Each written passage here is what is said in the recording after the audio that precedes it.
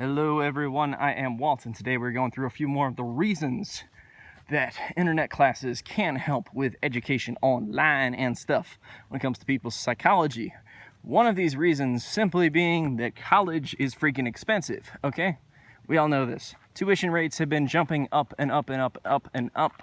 And as some of my articles will also tell you, the rates of return from this have not been exponentially going up here. Okay, so college is now required a lot more than it is wanted by many people. And one of the main issues with this also is that you have scam colleges that are saying, oh, we can do this, and then they're failing a huge number of people, doing weed out methods. And they're doing all this kind of stuff. They're charging high tuition with high dropout rates, and people are stuck with college debt forever, often for degrees they can't get.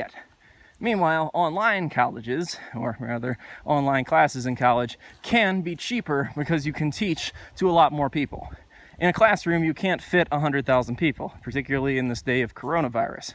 But you can, however, fit 100,000 people in an online class. Yes, some of that can be difficult, of course. Yes, grading can be an interesting concern that they have addressed in a number of sources here that I've linked up in the description. But online classes can really solve your tuition problems in that direction, particularly if you could have the same lecture pre-recorded and given to students over and over again. It doesn't require the professor's time to keep doing that more than just double checking it. So they don't have to keep giving a lecture multiple times a day for a class, for example. And that's not to say that in-person classes are not great. I love in-person classes. I personally prefer them slightly to online classes, but it also depends on your university, where you're going to college, If you're going to a bad university, this can be a problem. If you're going to a tier 1 school or any place like that, then you can be better off. You can get good classes, okay? Or if you have, a lower tier school, but you have great classes, that's all fine, okay? This is just a general problem many people face on the lower end of college classes when they don't necessarily, have like the best situation there, and they're stuck in classes that, they're being weeded out of and stuff. So watch out for that one. That is a biggie for something that can be solved with online stuff. Textbook prices. If you've noticed, textbook prices are now an arm and a leg. A new textbook's like $350 or something. Why is this? Because there's been a problem with a continual cycle of death for textbook companies, where textbook companies make a new textbook, but then less and less people get it, so they have to charge more for it. When they charge more for it, less and less people get it, etc. So a lot of people end up getting second-rate textbooks because they're not going to pay $300 for each of their textbooks, Yet online classes can provide you with many accesses to many sources, thus getting rid of the need for many textbooks, which I say yes. I don't like textbooks that much. Who does? Yep, so that's another reason. Finally, I want to go through a little bit about optimizing performance. One thing that happens, everybody performs at a different hour of day, okay? Other people also have requirements for being other places. Student athletes need to work out a certain time. If you're in the band or the orchestra, if you've got work, or if you trade like me, for example, at various times of the day, you can't take classes then. If you're working somewhere, you can't always have flexible hours. So a lot of college students then face problems with not being able to take the classes they need or want to take simply because they're the wrong hours of the day.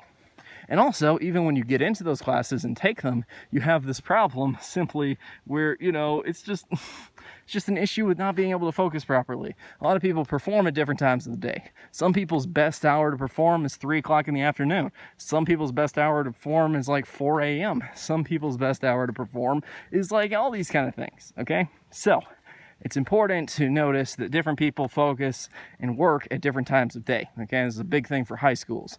Because high schools are starting out at 8 in the morning. Ain't no high school student want to focus then. It is, built around those who are teaching, not those who are learning. So realize that. Putting those later starts is an important thing, which I'm glad people are finally doing. But yes, optimize the time of day versus online classes. If you could do your work anytime, that can be better. Online classes also offer, for example, you can have multiple activities. Now, this can either be done like micromanagement or it can be done very well. So realize that. If you give the students a bunch of extra assignments, they're going to hate you. On the other hand, you can get slightly better learning if you can give them a 5 or maybe even 10-minute task to do every day and stuff like that. I think that might be a little much, but maybe that's just me. So there are a lot of things that online classes offer for potential, for mastery, for learning, for, lower costs, all that kind of stuff. So while they should not, replace places like Harvard or Yale or tier 1 state schools, all that kind of stuff, you don't want to replace that kind of thing, and online classes won't. But what they can do is sweep up and, compete with the bad eggs here, okay?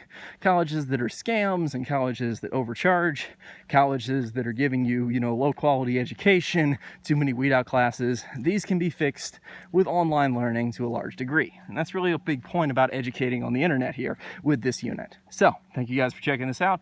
I'll see you guys next time for our summary of unit number 3. Thanks for watching, and I'll see you then.